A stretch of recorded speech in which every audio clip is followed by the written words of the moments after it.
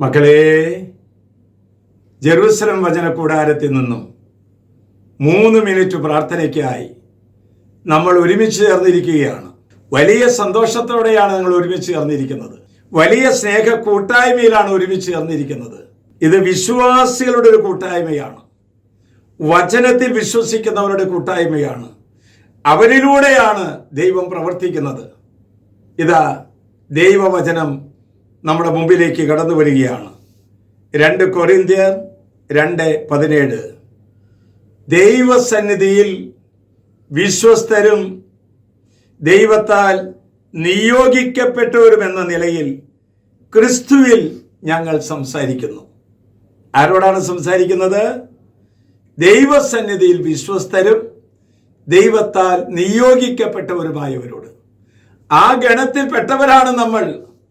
അതുകൊണ്ടാണ് പറഞ്ഞത് നിങ്ങൾ സന്തോഷിക്കുവിനെന്ന്.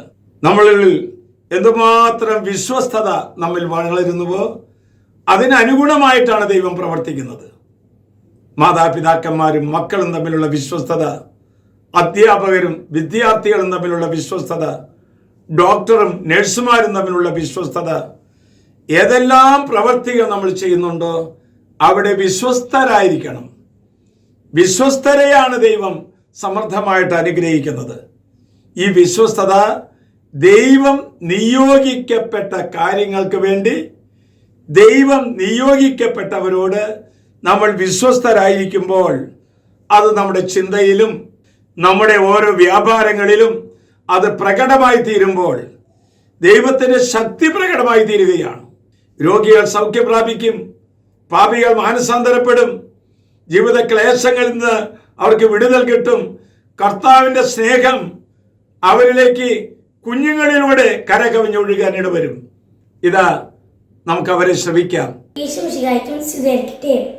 വാക്കുകൾ പോരാ പോരാ നാദാ നിന്നെ ആരാധിക്കാൻ, ഭാഷകൾ പോരാ പോരാ രാജാവിനെ ആരാധിക്കാൻ, യേശുവേ നിന്നെ കാണുവാൻ എൻ്റെ കണ്ണുകൾ പോരാ, യേശുവേ നിന്നെ കേൾക്കുവാൻ എൻ്റെ കാതുകൾ പോരാ, യേശുവേ നിന്നെ കാണുവാൻ എൻ്റെ കണ്ണുകൾ പോരാ, യേശുവേ നിന്നെ കേൾക്കുവാൻ എൻ്റെ കാതുകൾ പോരാ.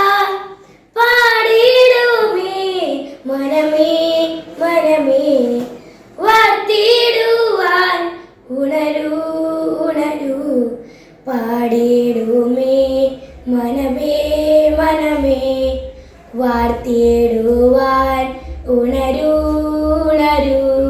Thank you Jesus.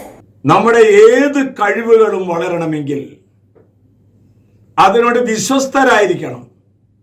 പ്രാർത്ഥനയായിരിക്കാം, പാട്ടായിരിക്കാം, ദൈവവചന പ്രഘോഷണമായിരിക്കാം, സാക്ഷ്യങ്ങളായിരിക്കാം, എന്തുമായിക്കൊള്ളട്ടെ, അത് വളർന്ന് പുഷ്പിതമായി തീരുന്നത് നമ്മൾ വിശ്വസ്തരായി തീരുമ്പോഴാണ്. കുഞ്ഞുങ്ങളുടെ വിശ്വസ്തത ഒരു അപാരമാണ്. നമ്മൾ കേട്ടില്ലേ ആ ഗാന തല്ലജങ്ങൾ? സ്വർഗത്തിലേക്ക് കൂട്ടിക്കൊണ്ടുപോവുകയാണ്. ആശ്വാസപ്രദമായ രാത്രി, പ്രതീക്ഷാ നിർഭരമായ പ്രഭാതം, സൽപ്രവർത്തികൾ നിറഞ്ഞ ദിവസം നൽകി നാം എല്ലാവരെയും അനുഗ്രഹിക്കട്ടെ. നമ്മുടെ കർത്താവ് ഈശോ മിശിഹായുടെ കൃപയും പിതാവായ ദൈവത്തിൻ്റെ സ്നേഹവും പരിശുദ്ധാത്മാവിന്റെ സഹവാസവും പരിമളവും നാം എല്ലാവരോടും, ഇത് കേൾക്കുന്നവരോടും ഇത് ധ്യാനിക്കുന്നവരോടും കൂടി ഉണ്ടായിരിക്കട്ടെ, ഇപ്പോഴും എപ്പോഴും എന്നേക്കും.